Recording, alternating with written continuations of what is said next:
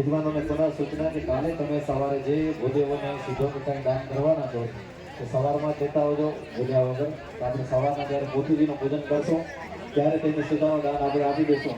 જે પોથી ઉપરના યજમાનો છે 30 યજમાનો તેમને ફરી બાજુ સૂચના, તમે જે લોકો પણ કંઈ દાન દેવાના છો તમારા ભૂદેવને એ કાલ સવારના તમે દેતા હોજો. જ્યારે આપણે પોથીજીનું પૂજન કરશું ત્યારે તેમને કાચું સીધું કે જે તમે વસ્ત્રાદિ દાન કરશો, જે સ્વર્ણ ચાંદી જે તમને ઉતરતો હોય એ દાન તમે જે પણ કંઈ કરશો તો આપણે સવારના જેના સંકલ્પ કરશો એટલે એ પ્રમાણે દાન દેતા હોજો.